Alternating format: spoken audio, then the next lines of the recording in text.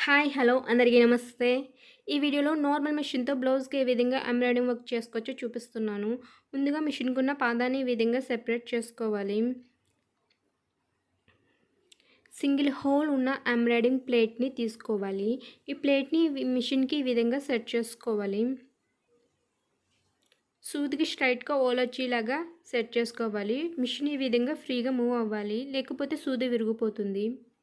ఒక న్యూస్ పేపర్ని తీసుకుని దాని మీద బ్లౌజ్ క్లాత్ని పెట్టుకోవాలి. నేను వేస్ట్ క్లాత్ని పెడుతున్నాను.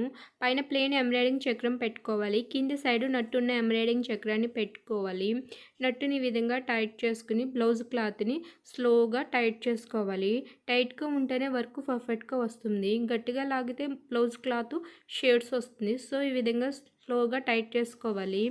మీరు నెక్ షేపు బ్లౌజ్ మీద డ్రా చేసుకున్న తర్వాతే ఫ్లేమ్ని సెట్ చేసుకోవాలి. నేను రఫ్ క్లాత్ మీద కాబట్టి ఈ విధంగా నెక్ షేప్ డ్రా చేశాను. మనం స్టిచ్ చేసుకోవాలనుకున్న డిజైన్ ఇలా అట్ట మీద డ్రా చేసుకుని ఈ విధంగా డిజైన్ని కట్ చేసుకోవాలి.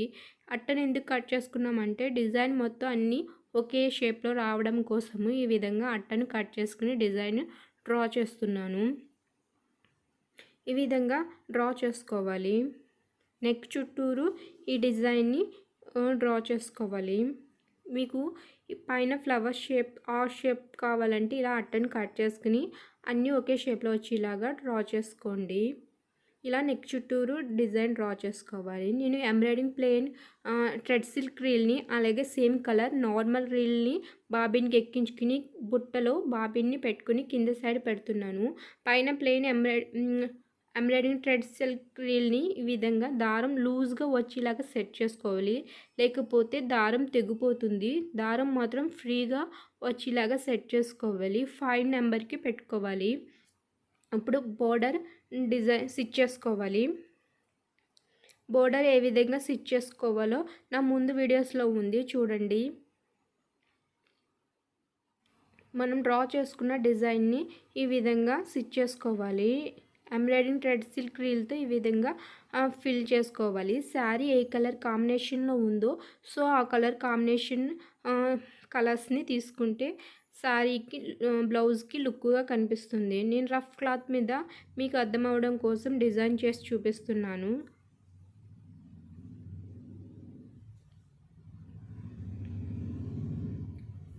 ఫుల్ బ్లౌజ్ డిజైన్ చేసింది ఎలా ఉంటుందో చూడాలనుకుంటే నా ముందు వీడియోస్లో ఉంది, చూడండి. ఇప్పుడు blue colour embroidering thread silk రీల్ని అండ్ నార్మల్ కలర్ రీల్ని సేమ్ కలర్ తీసుకోవాలి. నార్మల్ రీల్ని కింద సైడ్ బాబిన్కి ఎక్కించుకోవాలి.